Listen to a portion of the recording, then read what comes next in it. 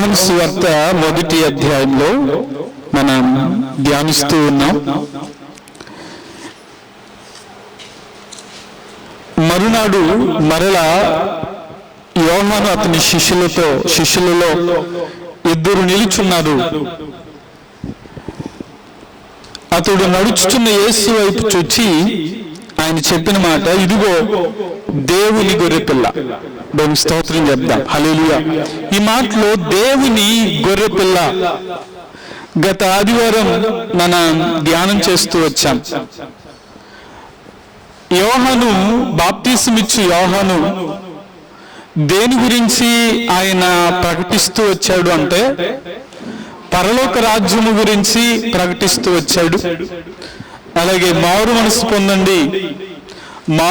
పొంది బాప్తిసం పొందండి, అలాగే పాప క్షమాపణ నిమిత్తం వెలుగులు వచ్చి సాక్ష్యమిస్తూ ఆయన తన పరిచయం తీర్పుల గురించి కూడా ఆయన ప్రకటిస్తూ వచ్చారు.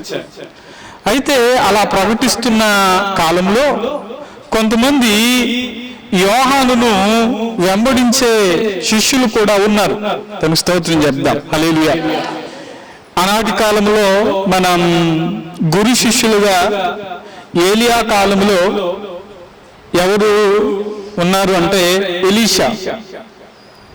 ఆనాటి కాలంలో పాత నిబంధన గ్రంథంలో కూడా కొంతమంది గురువుల దగ్గర శిష్యరికం చేస్తూ వచ్చినటువంటి వారు కొంతమంది మనకు కనబడుతూ ఉంటారు.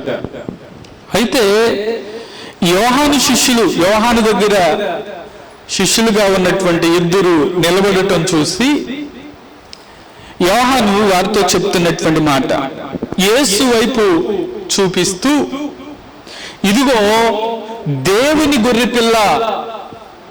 గత వారం మనం వింటూ వచ్చాం.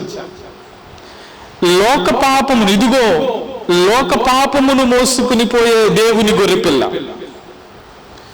నిర్గమాకాండములో గొర్రెపిల్ల వధించి ఆ రక్తం ఏ గుమ్మం మీద ప్రోక్షింపబడిందో ఆ గుమ్మములోనికి ఎవరు రాలేకపోయారంటే సంహార దూత రాలేకపోయారు.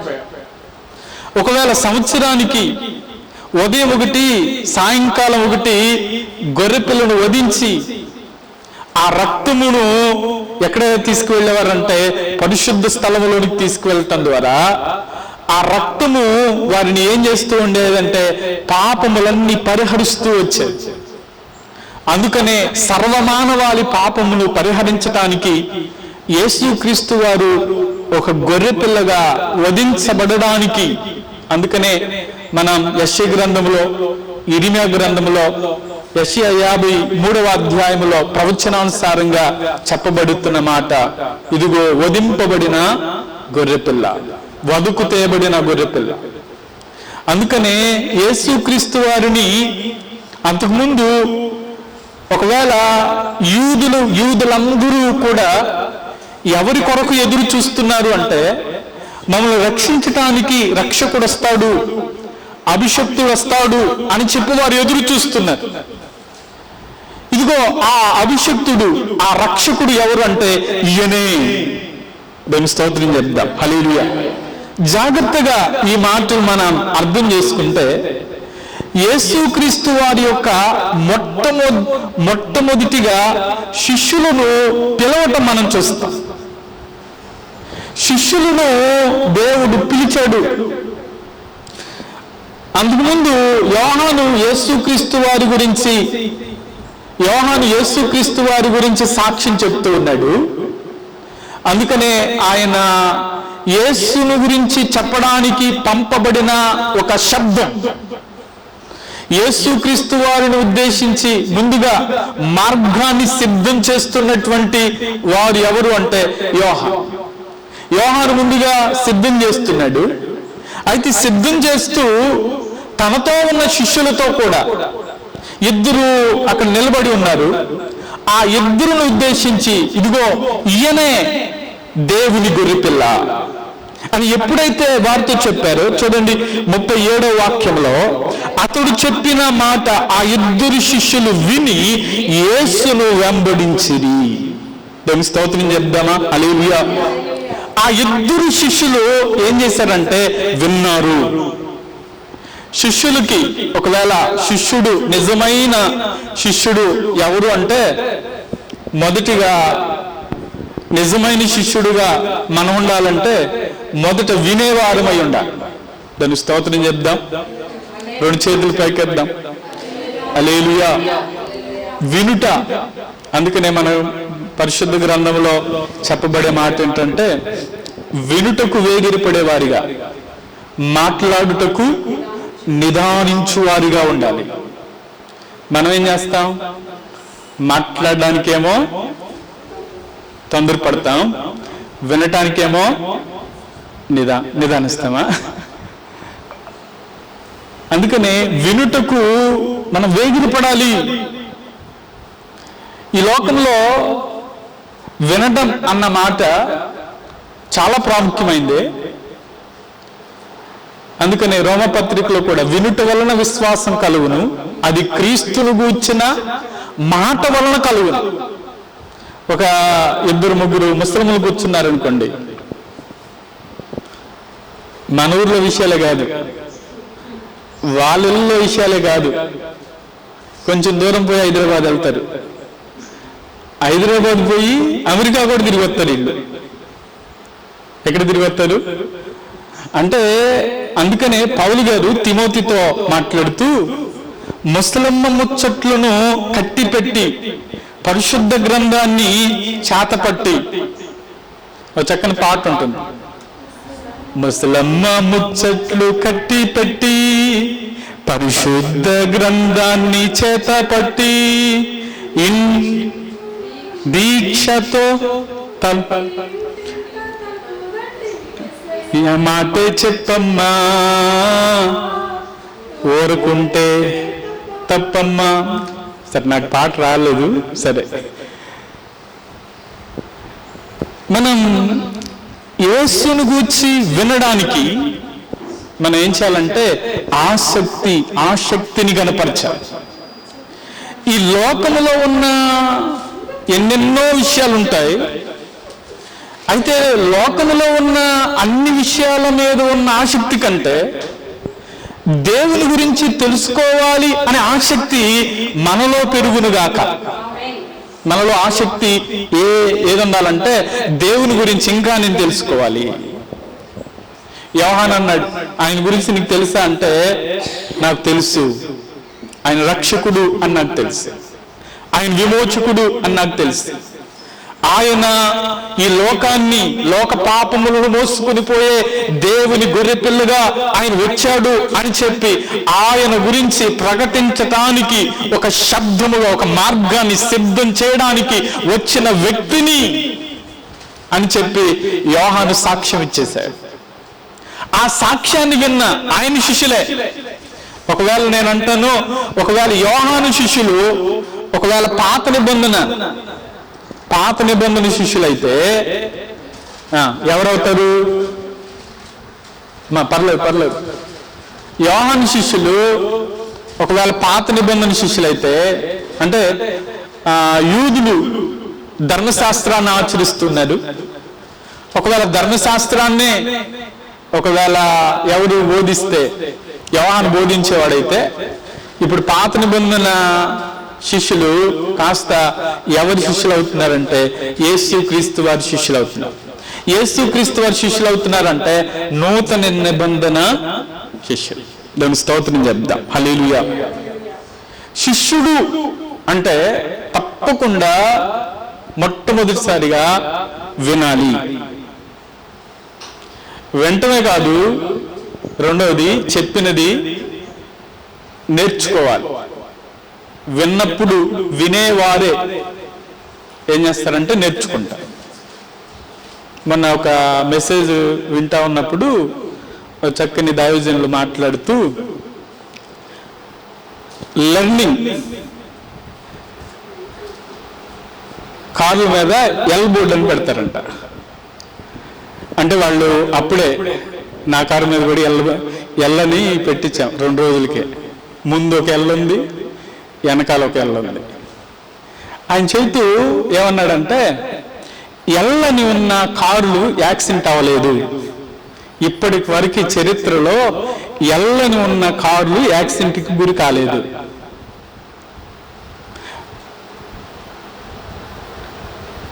ఎందుకు కాలేదు అంటే వాళ్ళు నేర్చుకుంటున్నారు కాబట్టి వెనకొచ్చేవాడు ఆ ఎల్లను చూసి తప్పించుకుని వెళ్తాడు, ముందొచ్చేవాడు ఆ ఎల్లను చూసి వాడు ఇప్పుడే నేర్చుకుంటున్నట్టున్నాడు అని చెప్పి తప్పించుకుని వెళ్ళిపోతాడు. కాబట్టి ఎల్లని ఉన్న వాహనాలు యాక్సిడెంట్కి గురి కాలేదు, కావాలంటే మీరు చెక్ చేసుకోండి అన్నాడు. అంటే దాని అర్థం ఏంటంటే వారు నేర్చుకుంటున్నారు కాబట్టి వాడి దారిని వాడిని నిలుద్దాం, మనం ఏదో వెళ్ళాల్సింది మనం వెళ్దాంలే అని అనుకుంటా ఉంటాం. ఈరోజు మనం కూడా నిరంతర విద్యార్థులం. నిరంతరం కూడా ఒక క్రైస్తవుడు ఒకవేళ నిరంతర విద్యార్థే, దానికి స్తోత్రం చెప్తాం, హల్లెలూయా. ఒకవేళ బైబిల్ కాలేజీలో కొంతమంది బాగా తలపండినటువంటి వాళ్ళు, వయసులో ఒక 60 సంవత్సరాలు 65 సంవత్సరాలు ఉన్న వాళ్ళు కూడా వస్తూ ఉంటారు. వీళ్ళు వచ్చి ఏం చేస్తారు అని కొంతమంది అనుకోవచ్చు. ఏమనుకోవచ్చు? వీళ్ళు వచ్చి ఏం చేస్తారు అనుకోవచ్చు. కానీ వారిని చూస్తున్నప్పుడు మనకు అర్థమయ్యే ఒక మాట ఏంటంటే వారు నేర్చుకుంటున్నారు. ఒకవేళ పరిశుద్ధ గ్రంథం అనేది ఒక పెద్ద ధననిధి, దానికి స్తోత్రం చెప్దాం, హల్లెలూయా. తవ్వుకున్న వాడికి తవ్వుకున్నంత, ఆమె చెప్పండి, తవ్వుకున్న వాడికి తవ్వుకున్నంత. ఒకవేళ మన జీవితాల్లో కూడా వాక్యాన్ని వింటూ ఆ వాక్యాన్ని ఏం చేయాలంటే నేర్చుకుంటూ ఆ వాక్యాన్ని అనుసరిస్తే, ఇప్పుడు మన దగ్గరికి ఒకవేళ ఒక గ్లాసులో నీళ్ళు ఉన్నాయి, మన దగ్గరికి వచ్చాయి, అవి నీళ్ళని నీకు తెలుసు, అవి నీళ్ళే. నీ దప్పికి తీరాలి అంటే దాన్ని ఏం చేయాలి? తాగాలి. ఒకవేళ అవి నీళ్ళని తెలుసు, అవి దప్పికి తీరుతాయి అని తెలుసు, తాగకుండా అలాగే పెట్టడం వల్ల ప్రయోజనం ఉంటుందా? అంతే కదా. మన జీవితాల్లో కూడా వాక్యాన్ని ఏం చేయాలంటే అనుసరించాలి, వాక్యాన్ని అంగీకరించాలి, వాక్యాన్ని అవలంబించాలి. నేర్చుకోవాలి అంటే మన పిల్లలు స్కూల్కి ఎందుకు పంపిస్తున్నాం? నేర్చుకుంటానికే. ఎప్పుడైతే వారు నేర్చుకుంటారో ఆ నేర్చుకున్న తరువాతే వారు ఏమవుతారంటే ప్రయోజకులు అవుతారు. నేర్చుకున్న వారు ప్రయోజకులు అవుతారు, నేర్చుకున్న వారు ప్రయోజకులు కాలేదు. ఈరోజు దేవుని సన్నిధిలో అక్కడ ఇదిగో ఈయనే దేవుని గొర్రెపిల్ల, యోహాను మాట, యోహాను శిష్యులు యోహాను మాట వింటారు. కానీ ఆనాటి నుండి వారు ఎవరి శిష్యులు అయ్యారంటే యేసుక్రీస్తు వారి శిష్యులు అయ్యారు. ఒక చక్కని మాట చూడండి, యోహాను సువార్తలో మనం చదువుకున్న మాటలో చూడండి, 37వ వాక్యంలో, అతడు చెప్పిన మాట ఆ ఇద్దరు శిష్యులు విని యేసును వెంబడించారు. ఇప్పుడు విన్నారు, విన్న వెంటనే వారి స్పందన ఏంటంటే ఇక నిజమే, ఈయనే దేవుని గొర్రెపిల్ల, ఈయనే రక్షకుడు, ఈయనే లోక పాపము అందరి కొరకు చనిపోవడానికి వచ్చినటువంటి వ్యక్తి అని ఎప్పుడైతే యోహాను యేసుక్రీస్తు వారి గురించి చెప్పాడో వెంటనే వారు యేసయ్యను వెంబడించటం ప్రారంభించారు. అందుకనే ఈరోజు శిష్యులుగా ఉన్నటువంటి వారు మొదటిగా దేవుని మాట వింటూ నేర్చుకోవాలి. ఇది మొదటి మాట, విని నేర్చుకోవాలి. దేవుని స్తోత్రం చెప్దాం, హల్లెలూయా. శిష్యుడు ఏం చేయాలి చెప్పండి? విని నేర్చుకోవాలి. ఆ విని నేర్చుకున్న శిష్యుడు రెండవది ఏం చేయాలంటే వెంబడించాలి. వెంబడించుట చాలా ప్రాముఖ్యమైన మాట. అందుకనే శిష్యులను పిలుస్తూ అంటాడు, నా వెంబడి రండి. మనం శిష్యులు పిలవటం అనేది మొట్టమొదటిసారిగా ఒకవేళ ఎవరిని పిలిచాడు అని మనం చూస్తే యోహాను సువార్తలో మనం చదువుకున్న మాటల్లోనే చూడండి, ఆ మాటలో 38వ వాక్యం, యేసు వెనుకకు తిరిగి వారు తన్ను వెంబడించుట చూచి మీరేమి వెతుకుచున్నారని వాడు అడుగుగా వారు రబ్బీ నీవెక్కడ కాపురమున్నావని ఆయన్ని అడిగిరి. రబ్బీ అను మాటకు బోధకుడు అని అర్థం. వచ్చి చూడురని ఆయన వారితో చెప్పగా వారు వెళ్ళి ఆయన కాపురం ఉన్న స్థలమును చూచి ఆ దినము ఆయన వారి యొద్ద బస చేసిరి. ఈ మాటలో వెంబడించటం అన్న మాటలో మీరేం వెతుకుతున్నారని అడిగినప్పుడు వారు మేము బోధకుని వెతుకుతున్నాం. ఆనాటి కాలంలో రబ్బీ అని పిలిచేవారు. రబ్బీ అంటే అర్థం ఏంటంటే బోధకుడు అని అర్థం. ఇప్పుడు వెంబడించటంలో ఆనాడు ఒకవేళ అప్పుడు దాకా ఎవరిని వెంబడిస్తూ వచ్చారంటే యోహానుని వెంబడిస్తూ వచ్చిన ఈ ఇద్దరు శిష్యులు ఇదిగో ఈయనే దేవుని గొర్రెపిల్ల అని చెప్పగానే అంటే రక్షించడానికి వచ్చిన రక్షకుడు అని ఎప్పుడైతే గుర్తించగలిగారో వారు యేసయ్యను వెంబడించటం ప్రారంభించారు. శిష్యులు పిలవటం మనం మత్తయి సువార్తలో చూస్తాం, మార్కు సువార్తలో చూస్తాం, లూకా సువార్తలో, యోహాను సువార్త. వీరిని పిలిచినప్పుడు ఏమంటాడంటే నా వెంబడి రండి, నేను మిమ్మల్ని మనుషులు పట్టు జాలుగా చేస్తాను. ఎందుకు ఆ పదం దేవుడు వాడాడు అని అంటే వారికి చేపలు పట్టడం బాగా తెలుసు. హల్లెలూయా. పేతురుకి, యోహానుకి కొంతమంది ఒక జాలరులుగా ఉన్న శిష్యులు ఉన్నారు కాబట్టి వారికి అర్థమయ్యే రీతిగా దేవుడు వారితో మాట్లాడుతున్న మాట, ఇప్పుడు వరకు మీరు చేపలు పట్టారు, ఇక నుంచి ఎవరిని పట్టాలంటే మనుషులను పట్టారు. మనుషులను పట్టడం అంటే వారిని దేవుని యొద్దకు నడిపించటమే వారి పని. అందుకనే మన జీవితంలో కూడా నిజమైన శిష్యుడు ఏం చేస్తాడంటే యేసును గూర్చి విని నేర్చుకుంటాడు. మొదటిది నిజమైన శిష్యులు చేయవలసిన పని ఏంటంటే వినాలి, ఆ విన్న వాక్యాన్ని నేర్చుకోవాలి. నిరంతరము విద్యార్థులమే. ఒకవేళ నిరంతరము కూడా వాక్యాన్ని నేర్చుకుంటూనే ఉండాలి. దినదినము ప్రతిరోజు మనం దేవుని వాక్యాన్ని నేర్చుకుంటూ మన ఆత్మీయ జీవితంలో, అందుకనే ప్రతిరోజు మనం తినే ఆహారం మన శరీరానికి బలమైతే మనం వినే వాక్యం మన ఆత్మకు బలముగా దేవుడు చేయునుగాక. ఆత్మ బలపరచబడాలి అంటే నిశ్చయముగా దేవుని ఆత్మీయ ఆహారమైన వాక్యాన్ని భుజించుదుముగాక. కాబట్టి ఎప్పుడైతే వాక్యాన్ని వింటూ వాక్యాన్ని నేర్చుకుంటూ ఉంటామో, వింటమే కాదు ఆ విన్న వాక్యాన్ని నేర్చుకోవాలి. అందుకని నేర్చుకున్నటువంటి తర్వాత వారు ఏం చేయాలంటే వెంబడించాలి. ఆనాటి కాలంలో యేసయ్యను వెంబడిస్తున్నటువంటి వారిలో కొంతమంది తిండి కోసం వెంబడించారు, కొంతమంది అద్భుతాల కోసం వెంబడించారు, ఇంకొంతమంది స్వస్థతల కోసం, ఇంకొంతమంది బోధను తప్పు పట్టాలి అని చెప్పి వెంబడించారు. అయితే మరికొంతమంది మాత్రమే హృదయపూర్వకంగా యేసయ్య చెప్పే మాటలు నమ్మి ఆయనను వెంబడించారు.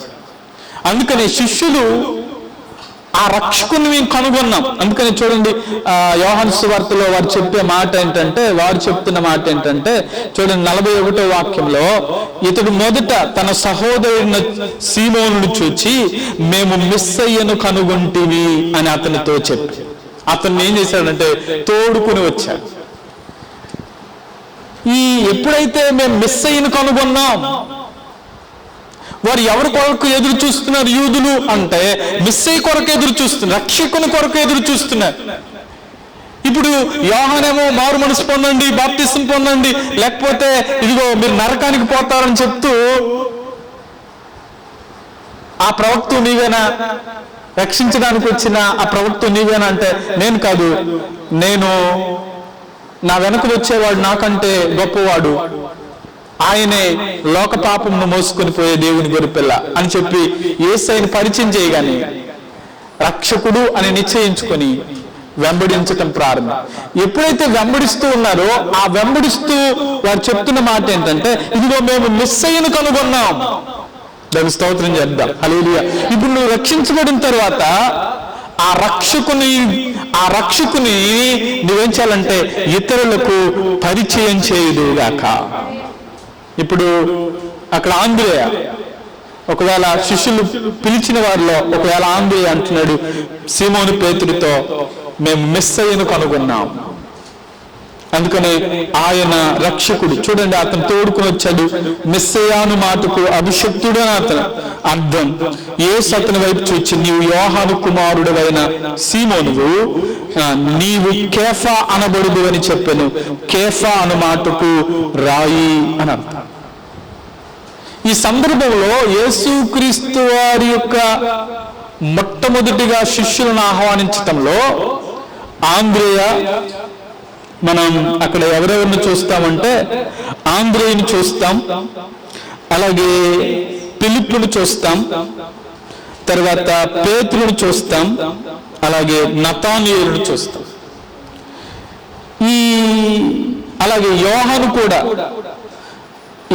కూడా ఈ 5 శిష్యులను యేసుక్రీస్తు వారు పిలవటం, లేకపోతే ఈ వాక్యానికి మనం ఒక టైటిల్ ఇవ్వాలనుకుంటే ఏమివ్వచ్చు అంటే యేసుక్రీస్తు వారి యొక్క పిలుపు అని చెప్పచ్చు. దానికి స్తోత్రం చెప్తాం. హల్లెలూయా. మార్కు సువార్తలోనికి రండి, ఒక మాట మనం చదువుకుందాం. మార్కు సువార్త 3వ అధ్యాయం 13వ వాక్యం చదువుదాం. ఆయన కొండ ఎక్కి తనకిష్టమైన వారిని పిలువగా వారు ఆయన యొద్దకు వచ్చిరి. వారు తనతో కూడా ఉండునట్లు. చాలండి. ఈ మాటలో చక్కని మాట ఏంటంటే, తనకిష్టమైన వారిని పిలవగా. దాని స్తోత్రం చెప్దాం. హల్లెలూయా. ఈ మాట అందరూ చెప్పండి. తనకిష్టమైన వారిని దేవుడు పిలుస్తాడు. తనకిష్టమైన వారిని పిలవగా నేను మందిరంలో ఉన్నాను. ఆమె ఏదో మనలో దేవుడు ఏదో ఇష్టపడ్డాడు. ఆమె నిజమేనంటారా? మనలో కొన్ని బలహీనతలు ఉండొచ్చు, మనలో కొన్ని దేవునికి ఆయాసకరమైనవి ఏవో కొన్ని ఉన్నాయి. అయితే దేవుని వెంబడించటం ద్వారా, దేవుని వాక్యాన్ని వినటం ద్వారా అవన్నీ దేవుడే సరిచేయునుగాక. ఆమె దేవుడు ఒకవేళ లోకంలో చాలా మంది ఉన్నారు,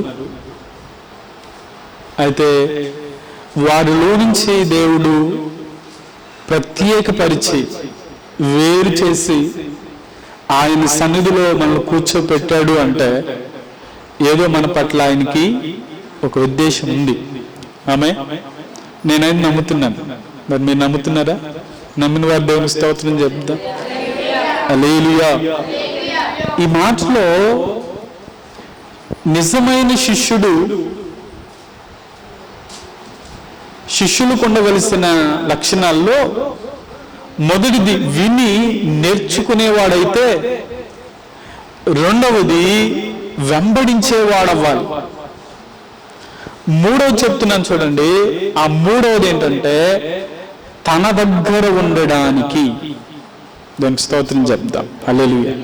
తనతో ఉండడానికి. చూడండి, మనం చదివిన ఆ చివరి మాటలో ఏమంటే వారు తనతో కూడా ఉండినట్లు. ఆమె ఇప్పుడు ఎవరితో ఉండాలని దేవుడు పిలిచాడు? ఎవరితో ఉండాలని దేవుడు నన్ను వెంబడించండి అన్నాడు? ఈ మాటలో ఒకవేళ శిష్యులు ఆయన వెంబడిస్తూ ఆయనతోనే ఒకవేళ 3.5 సంవత్సరాలు ఆయన తన సేవా జీవితంలో ఆయన్ని వెంబడిస్తూ వచ్చారు. అయితే ఇహ సంబంధమే మైనదే కాదు, పర సంబంధమైన ఆశీర్వాదాలు ఇవ్వడానికి యేసయ్య వారిని వెంబడించమని చెప్పారు. దానికి స్తోత్రం చెప్దాం. హల్లెలూయా. మనం ఈ కోణంలో ఆత్మ సంబంధమైన కోణంలో మనం ఈ మాటను ధ్యానించగలిగితే, ఒకటి విని నేర్చుకోవాలి శిష్యుడు, రెండవది వెంబడించాలి. ఇప్పుడు ఈ వెంబడించటంలో కొంతమంది వెంబడించడం చెప్పాను. నీవు ఏ కోణంలో వెంబడిస్తున్నావు? కొంతమంది ఏమో దేనికోసం వెంబడించారంట? ఆహారం కోసం. కొంతమంది అద్భుతాల కోసం, కొంతమంది స్వస్థతల కోసం, కొంతమంది అంటే ఆయన బోధలో తప్పు వెతకాలని వెంబడిస్తూ వచ్చారు. కొంతమంది మాత్రమే ఆయన వాక్యాన్ని విని హృదయపూర్వకంగా వెంబడిస్తూ వచ్చారు. ఇప్పుడు వెంబడిస్తున్న వారు ఎందుకు వెంబడించాలంటున్నాడంటే తనతో ఉండడానికి. ఇప్పుడు మనం ఆయనకి ఇష్టమైన, ఆయన కోరుకునే, నేను కోరిన స్థానం ఇదే అని అంటాడు. ఆయన కోరుకున్న స్థానం ఏంటి చెప్పండి? పరిశుద్ధ స్థలం, అంతే కదా? ఆయన కోరుకున్న స్థానం ఏంటి, స్థలం ఏంటి అంటే నీ హృదయము దేవుని ఆలయమై ఉన్నదని మీరు ఎరగరా? కాబట్టి దేవుడు కోరుకునే స్థలం ఏంటంటే మన హృదయం. ఒకవేళ దేవుడు తనతో ఉండాలనుకున్నాడు అంటే తనతో, తనలో, లేకపోతే తనతో ఉండడానికి కొరకు దేవుడు శిష్యుల్ని పిలిచాడు. ఇప్పుడు మనల్ని కూడా ఎందుకు పిలిచాడంటే తనతో ఉండడానికి పిలిచాడు. ఈరోజు మనం దేవుని సన్నిధిలో ఉన్నాము అంటే ఎవరితో సహవాసం చేస్తున్నామంటే తండ్రి అయిన దేవునితో, కుమారుడైనటువంటి క్రీస్తుతో, పరిశుద్ధాత్మతో మనం సహవాసం చేస్తూ మనకి జీవితాన్ని కొనసాగిస్తూ ఉన్నాం. హల్లెలూయా. అందుకని ఈ మాటలు బట్టి నేనేమంటానంటే ఆయనతో ఉండడానికి, ఒకవేళ ఇది ఇహ సంబంధమైన మాటతోనే మనం పోలిస్తే ఆయన తన శిష్యుల వరకే ఆయనతో చుట్టూ తిప్పుకున్నాడు అనుకోవాలి. కానీ ఆత్మ సంబంధమైనదిగా మనం ఈ మాటను పోలిస్తే ఇహ సంబంధమైనదే కాదు, పరలోకములో ఆయనతో ఉండడానికి కొరకై దేవుడు పిలిచాడు. హల్లెలూయా. సరే పాస్టర్ గారు, అందరిని పిలిచాడు కదా, మరి వారితో పాటు ఇస్కరియోతు యోధాను కూడా దేవుడు ఎందుకు పిలిచాడు?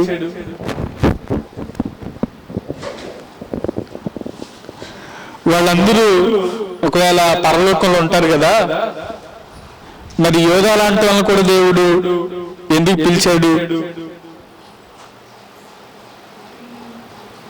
ఇస్కరియోతు యోధా గురించి మాట్లాడుతున్నాను.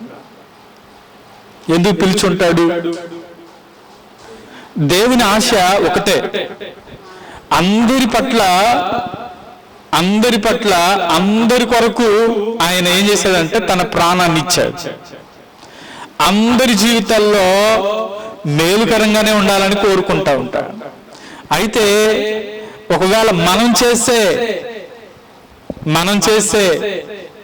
కొన్ని ఒకవేళ నేనేమంటానంటే ఒకవేళ మనం చేసే కొన్ని తప్పుడు నిర్ణయాలను బట్టో, మనం చూపే కొన్ని, ఒకవేళ యోధ తప్పిపోవడానికి నేనైతే అనుకునే ఒక కారణం ఏంటంటే బైబిల్లో చెప్పే మాటే, తన దగ్గర ఏముంచుకున్నాడంట?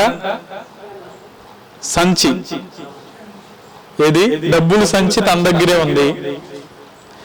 ఇప్పుడు తన దగ్గర ఉన్న ఆ సంచిలో ఉన్న ధనాన్ని దొంగిలిస్తూ వచ్చాడు. తన యొక్క ఆశ ఏమైపోయిందంటే ధనం మీద నిలిచిపోయింది. అందుకనే ఒక మాట ఉంటుంది, ధనాపేక్ష సమస్త కీడులకు మూలం. కాబట్టి ధనాన్ని ఆశించి కొంతమంది పడిపోయిన వారు ఉన్నారు. ధనం కోసం పరిగెత్తి ఒకవేళ ఏమైపోయారంటే దేవునికి దూరం అయిపోయినటువంటి వారు ఉన్నారు. యవనస్తుడు మనం చూస్తాం, యవనస్తుడు ధనవంతుడే, వచ్చి నిత్య రాజ్యానికి వెళ్ళాలంటే నేనేం చేయాలి అని అన్నప్పుడు నీకు ఒకటి కొదువుగా ఉంది, నీ ఆస్తిని అమ్మి బేదలకి ఇచ్చి నన్ను వెంబడించు అంటే ముఖాన్ని చిన్నబుచ్చుకుని వెళ్ళిపోయాడు. ఏం పోగొట్టుకున్నాడు అని అంటే నిత్య రాజ్యాన్ని పోగొట్టుకున్నాడు. గేహజీ కూడా ధనం కోసం, బంగారం కోసం, వస్త్రాల కోసం పరిగెత్తాడు. నేను అనుకుంటాను ఏలియా అభిషేకం లేకపోతే ఏలియా చేసిన వాటికంటే ఎలీషా 2 అంతలు చేశాడు. ఏలియా 7 అద్భుతాలు చేస్తే ఎలీషా 14 అద్భుతాలు చేశాడు.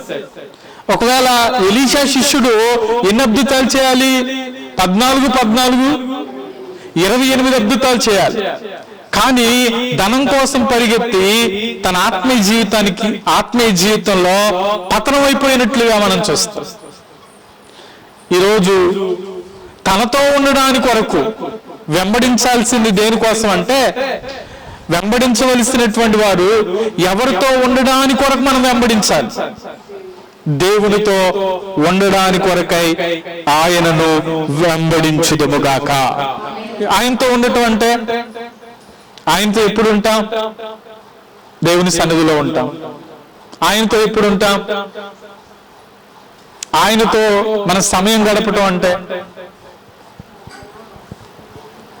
మనం ఆయనతో సమయం గడపటం అంటే, ఆయనతో ఉండడం అంటే అర్థం ఏంటంటే, నీవు దేవుని సన్నిధిలో ఆయన మాట్లాడేటప్పుడు నువ్వు వింటం అంటేనేమో వాక్య సమయం, నీవు ఆయనతో మాట్లాడే సమయం అంటే ప్రార్థనా సమయం. ఒకవేళ ఆయనతో నిత్యము యుగయుగాలు ఉండటం అంటే పరలోకంలో ఆయనతో ఉంటాం. కాబట్టి ఈ 3 మాటలు, ఒకటి శిష్యుడు వెంబడించటం వరకే కాదు, నిత్యము ఆయనతో ఉండడానికి కొరకు. అందుకని దేవుడు ఎందుకు మనల్ని పిలిచాడు, ఎందుకు మనల్ని ప్రత్యేకపరిచాడు, ఎందుకు మనల్ని ఆయన తన ప్రేమతో మనల్ని వేరు చేశాడు అంటే, నేనైతే అంటాను ఆయనతో ఉండడానికి వరకే. కాబట్టి పరలోకంలో నీవు ఉండాలి అని అంటే నిశ్చయముగా నీవు క్రీస్తుని గురించి విని, ఆయన చెప్పే మాటలు అంగీకరించి, అందుకని ఆయన వెంబడిస్తూ, కొంతమంది ఒకవేళ అద్భుతాల వరకే అయితే అద్భుతాల వరకే ఉంటుంది, కానీ రక్షింపబడి మారు మనసు పొంది బాప్టిజం పొందటం ద్వారా యుగయుగాలు ఆయనతో ఉండే ఆ కృపను దేవుడు మనకు దయచేయునుగాక. కాబట్టి యుగయుగాలు దేవునితో ఉండాలి అనంటే నిశ్చయముగా మనం ఏం చేయాలంటే ఆయనను వెంబడిస్తూ ఆయనతో ఉండడానికి కొరకై సిద్ధపడాలి. చూడండి, యోహాను సువార్తలో వారు చెప్పే మాటలో ఒక మాట మనం చదివితే, అక్కడ మేము ఎవరిని కనుగొన్నాము అన్నారంటే మెస్సీయను కనుగొన్నాము అని అంటారు.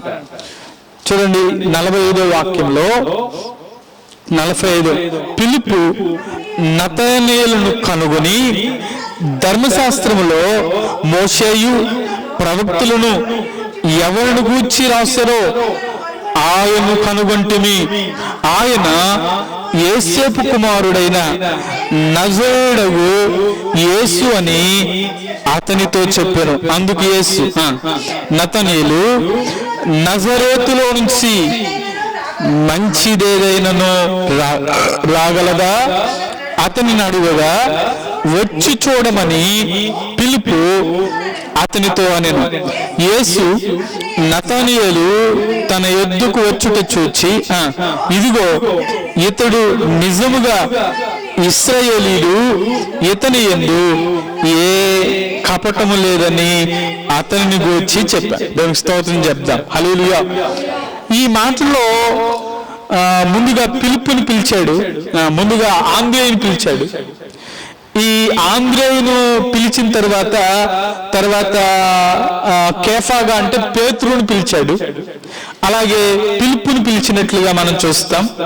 ఫిలిప్పుని పిలిచిన తర్వాత నతానియేలును కూడా దేవుడు పిలిచినట్లుగా మనం చూస్తాం. అందుకనే నతానియేలు అంటాడు, మంచిదేదైనా రాగలదా అంటే ఈ మాటలో నజరేతులో నుంచి మంచిదేదైనా రాగలదా అన్నప్పుడు ఆయన అంటున్నాడు, వచ్చి చూడమని ఫిలిప్పు అతనితో అన్నాడు. వచ్చి చూడండి. అందుకు ముందు యేసయ్య కూడా అన్నాడు. ఏమన్నాడంటే వచ్చి చూడండి. మనం 39వ వాక్యంలో కూడా ఆ మాట చదువుతాం. వచ్చి చూడులని ఆయన వారితో చెప్పగా వారు వెళ్ళి ఆయన దగ్గర కాపురం ఉన్న స్థలమును చూచి ఆ దినము ఆయన యొద్ద బస చేసిరి. ఇప్పుడు యేసయ్య దగ్గర ఒక రోజు ఉన్నారనుకోండి, వాళ్ళు ఏం మాట్లాడుకున్నారో. హల్లెలూయా. అంతేనా? ఒక రోజు ఉంటే ఏం మాట్లాడుకుంటారు? ఎన్ని విషయాలు మాట్లాడతారు? ఎన్ని మాట్లాడుకున్నారు? యేసయ్య చెప్తూ ఉన్నారు, వారు వింటూ ఉన్నారు. యేసయ్య వారికి చెప్తూ ఉన్నప్పుడు వారి హృదయాలు మార్పు చెందాయి, వారి జీవితాలు మారిపోయాయి. అందుకనే తర్వాత వచ్చినలోనే మేము మెస్సయ్యను కనుగొన్నాము. పిలుపు అంటున్నాడు, ఇదిగో నజరేతులో నుంచి మంచిదేదైనా రాగలదా అన్నప్పుడు, నిజమే వచ్చి చూడు అని అన్నప్పుడు నతానేలు కూడా ఒక అంజూరపు చెట్టు కింద కూర్చున్నాడంట. ఆ కూర్చున్నప్పుడు చూడండి, నేను నిన్ను చూచి తిని అని యేసయ్య అతనితో చెప్పాడు. కాబట్టి ఆ మాటలను బట్టి చూడండి, ఒక మాట చదువుదాం, 50వ వాక్యం చదువుదాం. అందుకు యేసు, ఆ అంజూరపు చెట్టు క్రింద నిన్ను చూచి తినని నేను చెప్పినందున నువ్వు నమ్ముచున్నావా? వీటికంటే గొప్ప కార్యములు చూతువని అతనితో చెప్పెను. వీటికంటే గొప్ప కార్యాలు చూస్తా.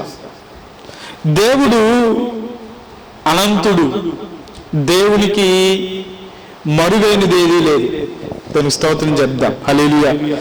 ఒకవేళ నువ్వు చెట్టు కింద కూర్చున్న దేవునికి తెలుసు, చెట్టు మీద ఎక్కిన దేవునికి తెలుసు, చెట్టు చాటును దాక్కున్న దేవునికి తెలుసు. చెప్పండి, ఈ మూడిటికి సమాధానం చెప్పండి. చెట్టు మీద ఉన్నదెవరు? జక్కయ్య. చెట్టు కింద ఉన్నదెవరు? నతానీయులు. చెట్టు చాటు ఉన్నదెవరు? ఆదామావలు. ఇప్పుడు దేవుడు ఆదామావలు ఎక్కడ దాక్కున్నారు? చెట్టు చాటున, అంతే కదా, దాక్కున్నారు. దాక్కున్న దేవునికి తెలుసు, పైనున్న దేవునికి తెలుసు, కిందున్న దేవునికి తెలుసు. అందుకనే అక్కడ రాయబడిన మాటలో, నువ్వు నమ్మితే వీటికంటే గొప్ప కార్యాలను చూస్తావు. మన జీవితాల్లో కూడా యేసయ్యను విని, యేసయ్యను గురించి విని మనం వెంబడిస్తూ ఎప్పుడైతే మనం ముందుకు సాగుతూ ఉంటామో, దేవుడు వారి జీవితాల్లో ఏ గొప్ప కార్యాలు చేశాడో వాటికంటే గొప్ప కార్యాలు మన జీవితాల్లో దేవుడు చేయనుగాక.